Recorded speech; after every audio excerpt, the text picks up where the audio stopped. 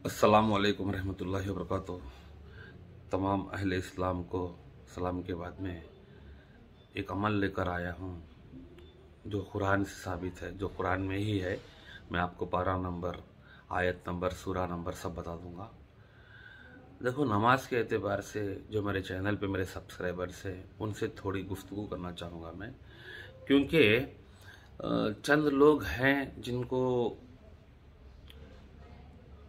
अब तक ये बात नहीं पता है कि नमाज कौन से वक्त में कौन सी नमाज पढ़ी जाती है। अगर नहीं उस वक्त पढ़ सके तो कब पढ़ सकते हैं। तो मैं किसी को ये नहीं कर रहा हूँ कि इल्म बांट रहा हूँ, ऐसा नहीं है।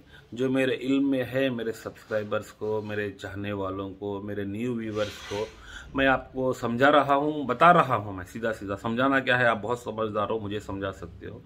मगर मैं क्या बोल रहा हूँ, देखो, फर्ज 5 रकत नमाज, 5 वक्त की नमाज फर्ज है। पहले फर्ज क्या है? फजर की 2 रकत फर्ज नमाज है, 2 रकत, और इसमें 2 रकत सुन्नत नमाज पहले पढ़ लेनी है। वीडियो पूरी देखिए, आपको अमल बहुत अच्छा लगेगा और आपके हर काम में आसानी होगी और काम हो जाएंगे इंशाल्लाह। तरीका बताऊंगा मैं। हम मांगते हैं अल्लाह से और कहते हैं मेरी दुआ कबूल नहीं हो रही है। हम तरीके से मांगेंगे तो दुआ भी कबूल होगी, बस तरीका आना चाहिए अल्लाह से मांगने का। तो पहले तो 2 रकत फजर की फर्ज नमाज होती है। फर्ज के एतबार से बात करूंगा मैं, सुन्नतों को रहने दो। फर्ज अगर पढ़ोगी तो 2 रकत सुन्नत को आपको अल्लाह तौफीक दे ही देंगे। फजर की जरूरी होती है वैसे सुन्नत पढ़ना। फिर 4 रकत जो है जोहर की होती है फर्ज नमाज, और जैसे जोहर में पढ़ते हैं वैसे ही बिल्कुल 4 रकत असर की होती है, बिल्कुल वैसे ही। ये बात भी नहीं पता है चंद दोस्तों को मेरे। और फिर 3 रकत मगरिब की नमाज होती है। 3 रकत मगरिब की होती है, बाद में आप 2 सुन्नत, 2 नफिल, आप जो चाहे पढ़ सकते हैं। और 4 रकत इशा की नमाज होती है। इस नमाजों के बाद में इस एतबार से मैं ये कहना चाहता हूँ, कुछ लोग ऐसे हैं, मेरे दोस्त ही हैं, मेरे से कांटेक्ट में हैं, वो कहते हैं कि मुझे रात में जल्दी सोना पड़ता है क्योंकि मुझे सुबह जाना है, मैं सुबह के लिए सुबह जल्दी उठ सकता हूँ। तो जिनको मजबूरी है, तो अल्लाह ने, जैसे कि आप सो गए, 7 बजे सोना है इनको और 4 बजे उठना है इनको रात में, तो जो 7 बजे सो जाते हैं, मगरिब पढ़कर भी सो जाए, तो भी आप ईशा की नमाज, ईशा के वक्त की नमाज को आप फजर से पहले क़ज़ा पढ़ सकते हो। आप 4 रकत क़ज़ा पढ़नी है आपको, ठीक है। अगर आप फजर पढ़ के आप सोते हो, आपको इशा पढ़ने नहीं होता है, ऐसा काम रहता है, तो आप इशा की ही नमाज, फजर की नमाज भी क़ज़ा पढ़ सकते हो। जैसे इशा पढ़ सकते हो ऐसा फजर भी क़ज़ा पढ़ सकते हो। क़ज़ा रखा इसलिए ही है, इस्लाम में कोई एक्सक्यूज नहीं है। पहला सवाल नमाज का होगा। नमाज हर उस शख्स पे 7 साल के बाद में फर्ज कर दी गई है अल्लाह की तरफ से, जो कि इंसान है, औरत हो या मर्द हो। मर्दों को हर हालत में पढ़नी है, औरतों को 7 दिन की छूट दी गई है, वो खुदा की तरफ से है। उसकी आप क़ज़ा बाद में भी कर सकते हैं, या फिर वो नहीं पढ़ेंगे तो भी अल्लाह ताला का और आपका मामला रहेगा, वो अलग बात है। तो बात कहने की यह है, अल्लाह ताला पूछेंगे नमाज क्यों नहीं पढ़ी? ये काम था तो क़ज़ा कर लेता।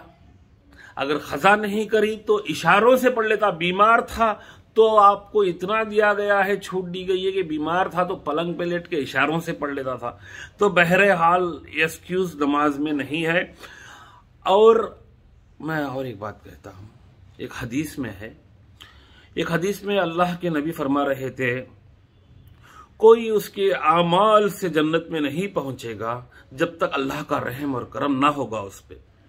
तो बैठे हुए वो साहबी ही सुनते थे उनकी बात को, एक हदीस का मौसूम है। तो साहबी रजी अल्लाह ने पूछा, या अल्लाह के नबी, डरते डरते पूछा, क्या आप पर भी अल्लाह का रहम होगा तो ही आप जन्नत को जाओगे? तो कहा, हाँ, मैं भी ऐसे ही हूं। मैं भी अपनी इबादतों से अल्लाह की अवज़, इबादतों की अवज़ अल्लाह से जन्नत नहीं मांग सकता। तो अल्लाह का रहम और करम ही चाहिए, अल्लाह की पूरी तरह से मदद हो। नमाज का सवाल पहला होगा, तो नमाज को कायम करो। कायम करो मतलब पढ़ो। पढ़ो मतलब कायम, कुछ ऐसे सरफिरे हैं, कायम का मतलब समझ जाते हैं शुरू कर दी तो आखिर तक करना है। कायम मतलब अपनी जिंदगी में, हाँ, कायम ही हुआ, जैसे कि 5 टाइम पढ़ते रहो, हर हमेशा कायम करते रहो, इसको भी बोलते हैं।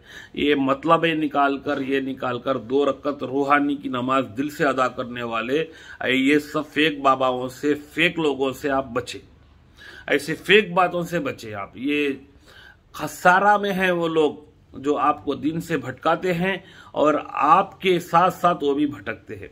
तो मैं आपको एक दुआ बता देता हूँ, कलाम शरीफ की एक आयत बता देता हूँ मैं आपको, और ये पढ़कर आप 3 बार ये पढ़कर कोई भी दुआ करेंगे, अल्हम्दुलिल्लाह सुम अल्हम्दुलिल्लाह ज़रूर कबूल होगी। तो मैं लेके चलता हूँ आपको। मैंने कुरान खोला नहीं था इसीलिए कि बेदबी ना हो जाए। मैं बहुत ज़्यादा आपको टाइम नहीं लूँगा, बस आपको मैं दिखा देता हूँ पढ़कर। देखो, आयत का नाम है आयराफ। आयराफ में शुरू होती है 53 से, 50 पे 3 से आयत शुरू होती है और 50 पर 6 पर जाकर रुकती है। तो इसके दरमियान आपको क्या करना है, इसको पढ़ना है। पढ़ना कैसे है? माने से। देखो, अरबी से पहले तो मैं ये कहूँगा, जिन्होंने भी अरबी कुरान मानों के बगैर रख रखा है घर में, अगर उनको अरबी आती है तो रखे, वरना वो फौरन मस्जिदों में रखकर ऐसा मानों वाला कुरान ले लें और मानों से कुरान पढ़े। यहाँ से आपने पढ़ना है। कोई भी नमाज के बाद में पढ़कर दुआ करेंगे तो ज़रूर कबूल होगी, और ये 2-3 दिन में ही आपको बस ज़ुबानी याद हो जाएगा। इन्ना रब्बकुमुल्लाहुल्लज़ी खलक़स समावाति वल अर्ज़ा फ़ी सित्तति अय्यामिन सुम्मा इस्तवा अलल अर्शी युग़शिल लैला नहारा युतल्लबुहु हसीयसन वश्शम्स वल क़मरा वन्नुजूमु मुस्क़िरातिन बिअम्रिही अल्ला लहुल ख़लक़ु वल अम्रु तबारकल्लाहु रब्बुल आलमीन उदू रब्बकुम तज़र्रुअन व खुफ़ियतन इन्नहु ला युहिब्बुल मुअतदीन वला तुफ़सिदू फ़िल अर्ज़ि बादा इस्लाहिहा वद्दहू खौफ़न व तम्अन इन्ना रहमतल्लाहि क़रीबुन मिनल मुहसिनीन। तो आपको देख लो, यहाँ से है। पेज नंबर भी दिखा देता हूँ, 190 से लेकर आयराफ पे अल-आयराफ की आयत है। यहाँ से आपको शुरू होगी, इन्ना 50 पे 3 से शुरू होगी, और आपको यहाँ से दिख रही है इन्ना रब्बकुमुल्लाहुल्लज़ी खलक़स समावाति वल अर्ज़ फ़ी सित्तति अय्यामिन सुम्मा इस्तवा अलल अर्शी युग़शिल लैला नहारा युतल्लबुहु हसीयसन वश्शम्स वल क़मरा वन्नुजूमा मुस्क़िरातिन बिअम्रिही अल्ला लहुल ख़लक़ु वल अम्र तबारकल्लाहु रब्बुल आलमीन उदू रब्बकुम तज़र्रुअन व खुफ़ियतन इन्नहु ला युहिब्बुल मुअतदीन वला तुफ़सिदू फ़िल अर्ज़ि बअदा इस्लाहिहा वद्दहू खौफ़न व तम्अन इन्ना रहमतुल्लाहि क़रीबुन मिनल मुहसिनीन।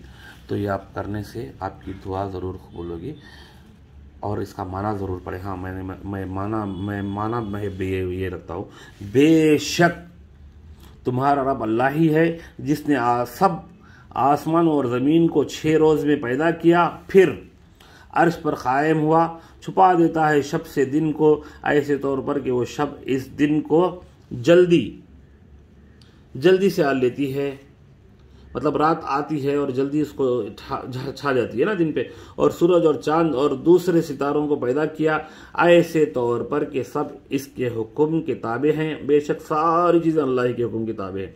याद रखो, अल्लाह ही अकेले ख़ास हैं, ख़ास है खालिक होना और हाकिम होना। बड़ी खूबियों से भरे हुए अल्लाह ताला, भरे हुए मतलब अल्लाह को इज्जत से कहते हैं। कुरान में भी ना आपसे दुआ करना का किया करें, जैसे मैंने पहले बोला है, भरे हुए अल्लाह ताला जो तमाम आलम के परवरदिगार हैं। तुम लोग अपने परवरदिगार ही, ये लेंस थोड़ा पाक क्लीन नहीं किया, परवरदिगार से ही दुआ किया करो। वो तज़ल्लल ज़ाहिर करके भी, आप ज़ाहिर भी होकर दुआ मांगो और चुपके चुपके भी। अलबत्ता बात वाक़िया है कि अल्लाह ताला इन लोगों को नापसंद करते हैं जो हद से निकल जाएं, और दुनिया में बाद इसके कि इसकी दुरुस्ती कर दी गई है। फसाद मत फैलाओ और इसके यानी अल्लाह ताला की इबादत किया करो, डरते और उम्मीदवार रहते हुए, अल्लाह पे उम्मीद रखते हुए। बेशक अल्लाह ताला की रहमत नज़दीक है नेक काम करने वालों से। मिनल मुहसिनीन, तो मैं यहाँ पे वीडियो ख़त्म करता हूँ। कुरान शरीफ में मैंने छोटी सी आयत ली है, आपको इससे फ़ायदा ज़रूर होगा। और अपने घरों में जो है मानूंगा कुरान रखें। अगर अरबी आप समझ सकते हैं तो अरबी कुरान रख सकते हैं, वरना अरबी के नीचे जो मानूंगा कुरान होता है और माने पढ़ना ज़रूरी है। मानो से कुरान को पढ़ें। पेज नंबर 119 है और आयत नंबर है 50 पे 3 से 53 से 56 तक। ठीक है, अल्लाह हाफिज़, इजाज़त है। और मेरी वीडियो को लाइक और सब्सक्राइब ज़रूर किया करें।